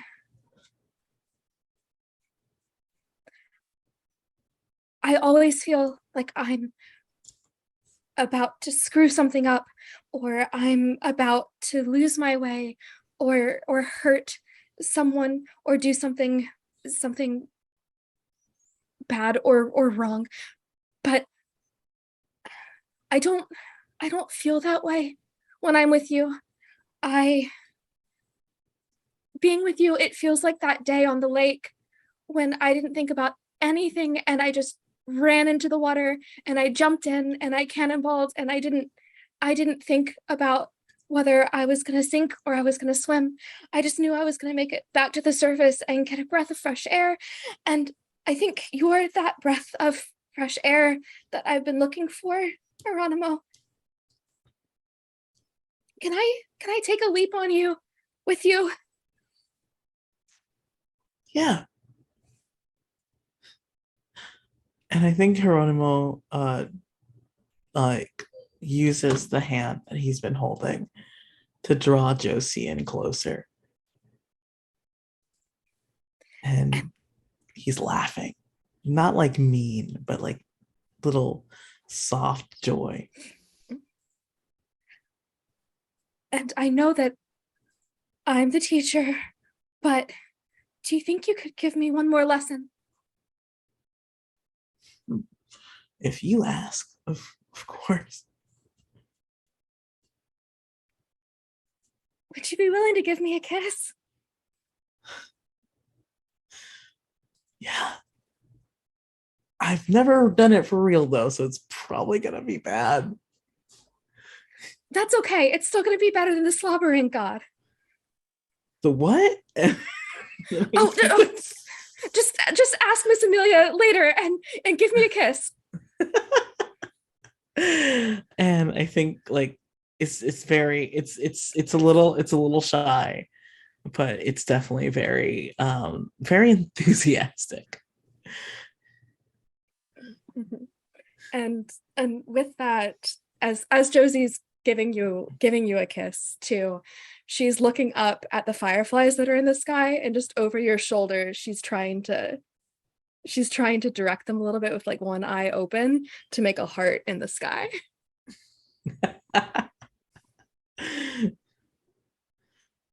Geronimo's busy thinking about other things, but I love that. Who are we checking in on next? Somebody else's turn. Is it okay if Miss Esther has a moment with Scout? Yeah. Wonderful. Whenever Scout is taking a break from running around causing havoc and playing, Yeah. When she comes back to the dewdrop, Miss Esther is sort of just prodding at the coals. There still has a little way to go, but when she sees Scout, she whoop, Peanut. Yes, Miss Esther. Come inside with me for just a moment, would you? Okay. Is the beetle done yet? It's been cooking for a really long time. It has. It's almost so. That one time I put the cookies in for a really long time because I thought they'd be better. They burnt. That can happen. No, we have to wait. You see those little small holes where all the plumes of smoke are popping out? Mm-hmm. What we're waiting for, see how they're sort of like gray and weird looking right now? Uh-huh. When they turn white, that's when it's time to dig up the beetle. But we have a little bit more time. Come inside with me. And she takes Scout inside of the dewdrop and lets her have a seat on a stool. And she goes into the part of the dewdrop that is just her private area. It's blocked off by like curtains and things, and there is very much a staunch rule in place that you do not go into her area, period, ever. I But she think goes, even Scout follows that rule. Yeah, But I well, think every time the curtains open, Scout tries to catch a look in there. but no one's allowed to go in there. Mhm. But she comes back out with this purple and light green faded leather covered book. And the pages on the outside have that sort of silver flake to it when you look at like the pages on the side. And she pulls up, sits down next to Scout with a little bit of that noise of, oh, there are my joints. Okay. Now, Scout, I'm going to share something very important with you. Because I think you have grown enough and are old enough that it's time. And she opens up the book, and there's nothing written on the pages except for just a few lines of just black ink that's stretched out. And Miss Esther waves her hands over it, and the lines of ink rise up from the page and spread out and make figures. And Scout would recognize two other gecko-shaped figures that sort of look like sketched versions of her parents. And the two of them, along with a large crowd of other people carrying weapons and shields and what might be explosives in one hand, are running across the page toward what looks like a giant stone wall. Remember how I told you that a very long time ago, I was locked away in a prison for quite some time? Do you remember that? And the reason I call you Peanut is because you remind me of those little yellow peanut flowers outside of the wall. Well, what I never got to tell you is that while I was in that prison, I was very much caught in a trap of the give-ups. I gave up on a lot of hope. I gave up on the idea of friends and family. I gave up on a lot of very important things because I thought I would never have them again. But then one day, as I was sitting in my cell, I heard a boom, louder than the loudest thunder, that cracked and rolled and shook the stones of the earth. And there were sounds of people fighting, and the ink lines on the page turns into a battle between the group that your parents were in and a group of line of ink knights clashing and fighting with each other. On that day, your parents, who are two of the bravest people I've ever met, and I'm including Geronimo in that, they were braver than even he. They were part of a group of people that, even though they weren't soldiers or great heroes like you hear in stories, they saw that an injustice was being done. And they cared enough that they found a little piece of heroism within themselves, and they came and helped to break those prison walls right down. They fought valiantly for a very long time. And while I was crouched in the dark, I didn't really have an idea of what was happening. I just knew that there was loud sounds and people yelling. And then all of a sudden, there was a giant hole in one side of the prison cell wall. And your mother stepped through, covered in soot, hair sticking out every which way, looking like she fell through a chimney. And your father, oh gracious, your father was right behind her, admonishing her for being a little too close to the explosives. But she was very much like you. And when she had her mind set to do something, by gum, she did it. And well, I have them to thank for getting me out of that terrible prison when I was sure that no one else ever, ever, ever would. And I promised them, I gave them my word that anything they should ever need from me, I would provide it without hesitation. Even if it was every last cent I had, it was theirs. And they told me that they would keep that in their pocket. And I was lucky enough to become friends with them for some time. And I remember, and the ink shifts up to Scout's parents and the little ink Miss Esther with her wide brimmed hat. I think Scout like tries to like touch them a little bit. It's just sort of, it moves a bit like thick smoke a little bit, where it just disturbs it, but then it comes back into place. When your mother was pregnant with you, she named me your honorary godmother. And I could not be more chuffed about that. I didn't understand quite then exactly what that meant, but I was happy nonetheless. And since then, since they've been gone, I wanted to do my best. I know I cannot replace them. I never would want to. But I held on to this book of memories that I have with them and other people that I've known, because I was afraid that sharing their memory would hurt.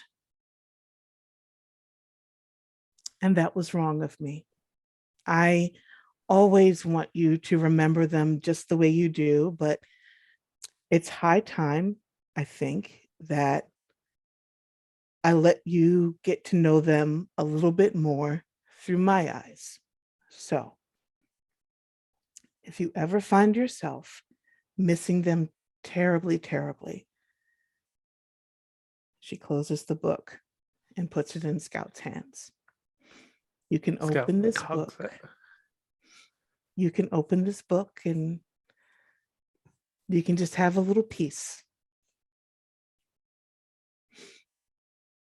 All right? I think I'm ready to dance with the ghosts now. Oh, well, that's fine as long as you make sure to come home right afterwards. Yeah. And she picks Scout up and gives her a big, big, solid hug. Scout like just hold like I think like sets the book down as best as she can. A big squeeze by Miss Esther and like wraps up Miss Esther. You remind me of them so much. You do. Really? Oh, absolutely. I see both of them. I see your father when you smile. I see your mother when you run off to play headbutts with Geronimo, because she very much would have been into that game now that I think about it. Hard-headed woman. But yes, you're very much like them. You are. Yeah. And I cannot wait to see you grow up and become your own person and see what other bits of them show up in you. Well, I think that's enough sappiness for today. And she puts Scout down. Now, are you ready to go dig up some beetle? I'm so ready.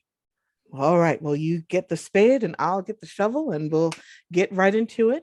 just make sure you don't touch anything that's glowing because that's hot. Okay. Oh, Miss Amelia's here. Oh, is she? Yeah. Well, then you run out to her, and I will be out in just a moment. Okay. She sort of shoos Scout out and then goes back into her bedroom area.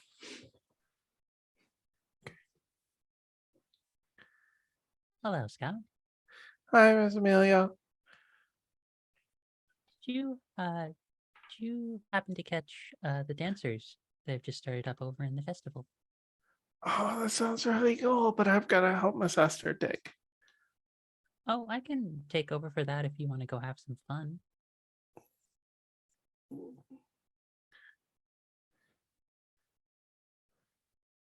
Are you sure? I won't get in trouble? I'll handle Miss Esther. Don't worry. Okay, thank you. Bye.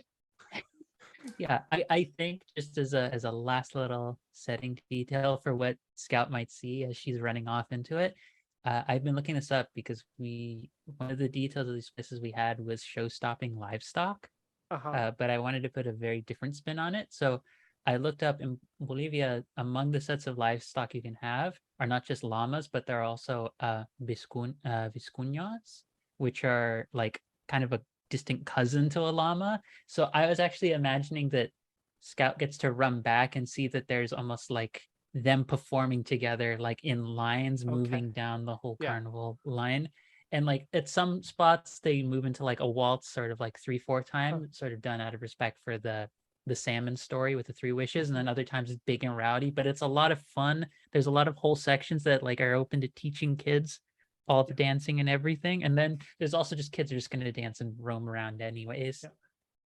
But it's a lot of fun. It's a lot of energy. The fireflies, all the little gods are just everywhere floating, and there's a lot of music. But yeah, she goes over and she's just waiting there, helping tend to get helping dig and take it.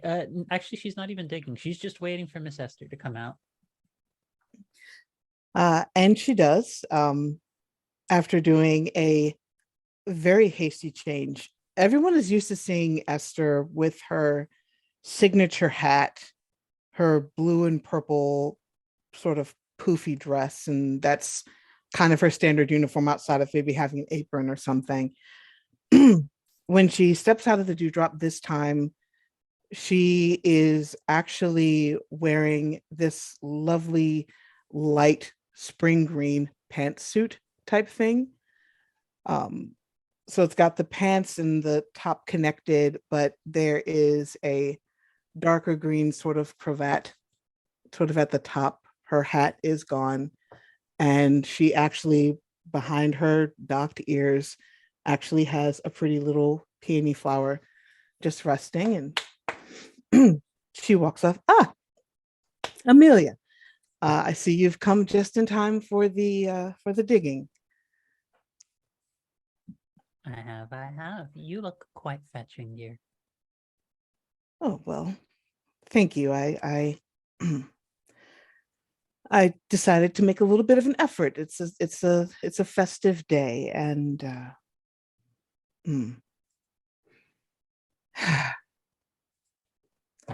well, Amelia, you know me. I'm not good with very flowery language. That's outside of selling things necessarily, but I do want to thank you for undertaking this journey with me and putting up with my foibles and my my pride and a bit of stubbornness. And if you have room on your shelf for one more small and lost thing, would it be all right if I perhaps occupied that space? Oh, I thought you would never ask, dear.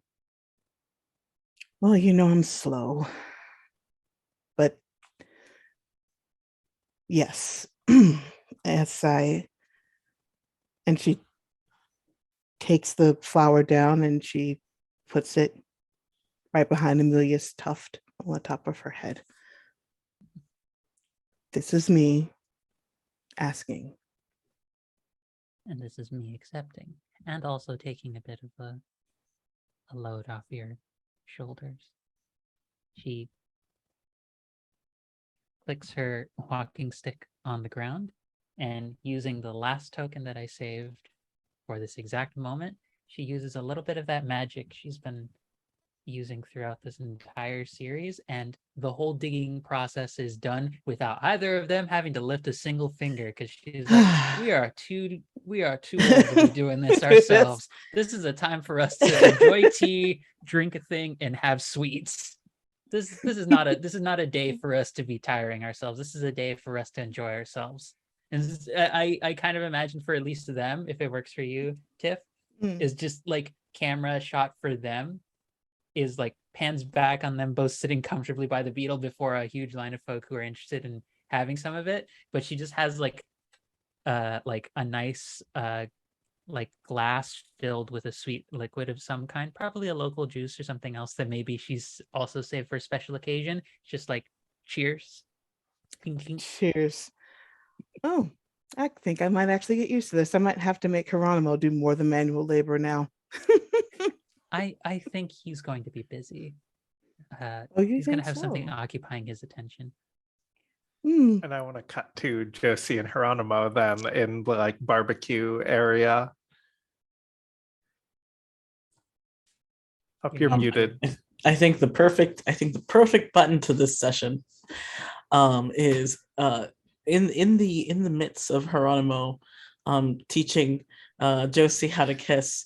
Geronimo forgot to give his little gift, and so I think once they sort of sat down and like are sitting around to sort of like enjoy the presence of everyone coming in to have this large meal together, Geronimo takes out a so I really like flowers, but I hate how they wilt.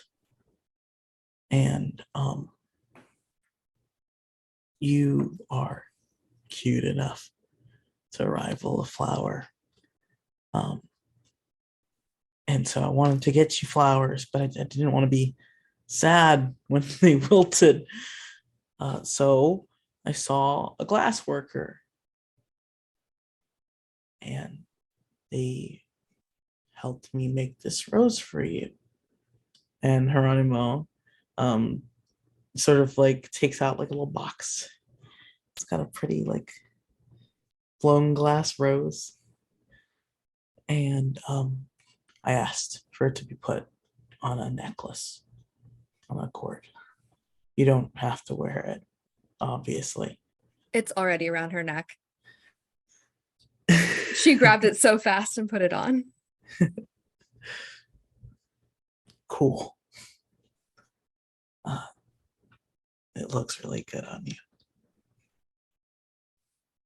Thank you.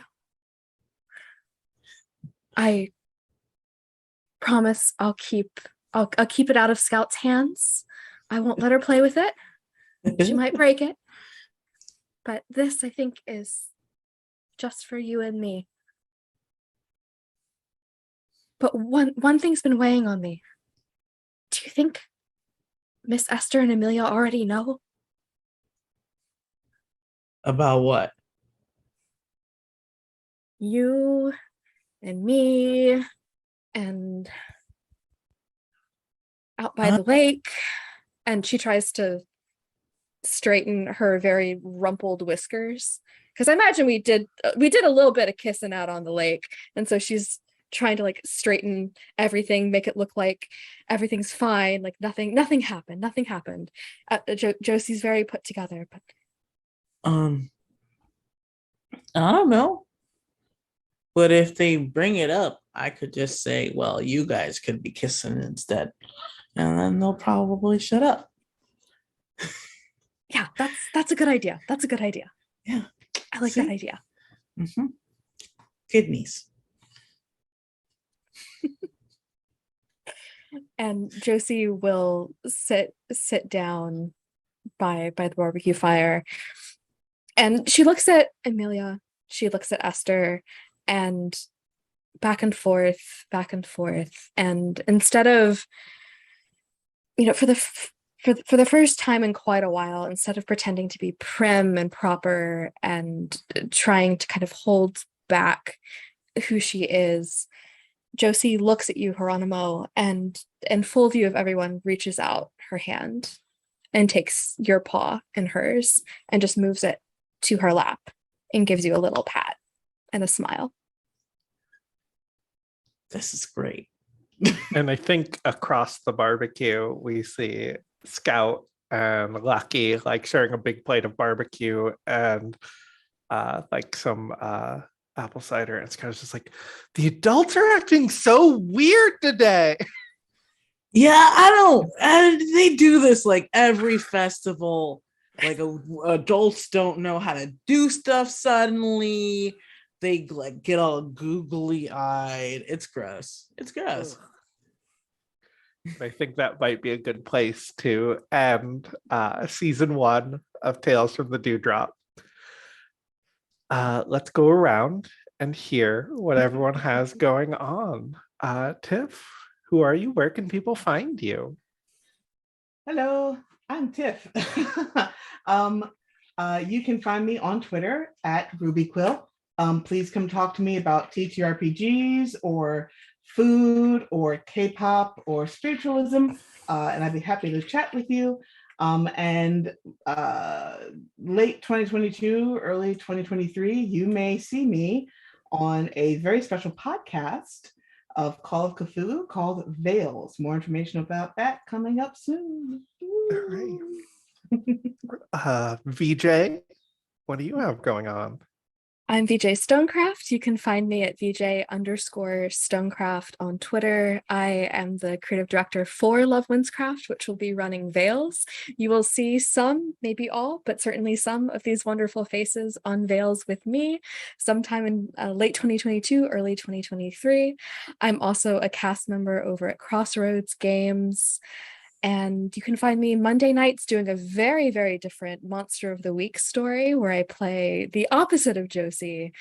You can find me over at Goblin Cave TV on Monday nights for Monster of the Week, The Alignment. Right. Vic, who are you? Where can people find you? Hello, my name is Victor. I use he and they pronouns, and throughout this you have seen that I am great at vulnerability and honesty, which means that you should pick up my the Splat 3 zine, which includes an essay from me talking about honesty and vulnerability in games and how to use them at the table to like promote intimacy and fun.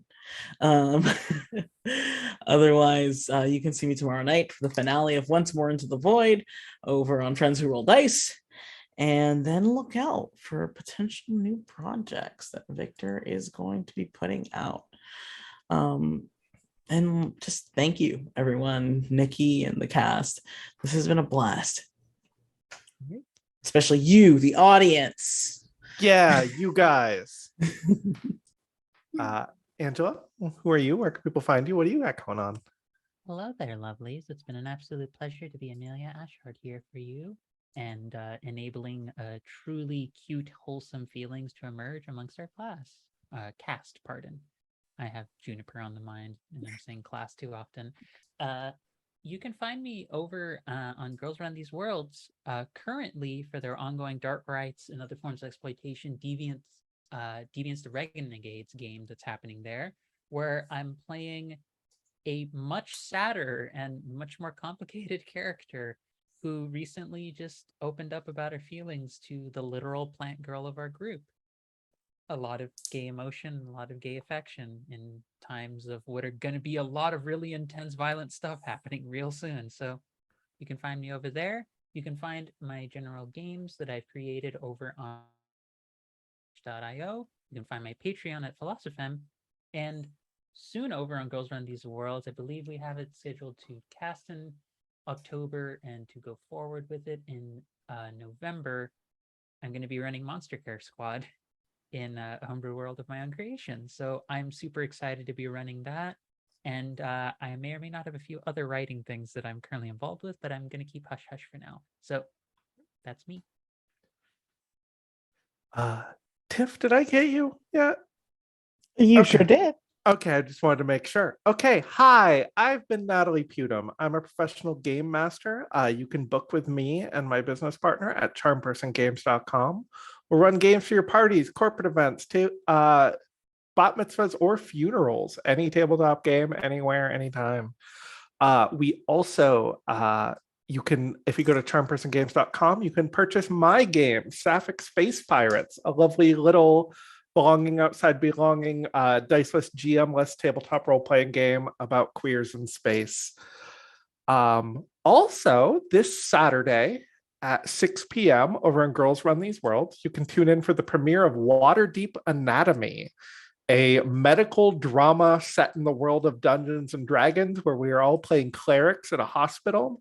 I'll be playing gnome ER doctor Stormy Stumbleduck. So you can tune in and see that. There's a lot of drama already set up. It's going to be a blast. And I just want to tease that this may not be the last you see of the Dewdrop. So stay tuned for more information. Watch the TTRPG Twitter, and you may find something new. So until we see you next time, have a fantastic evening.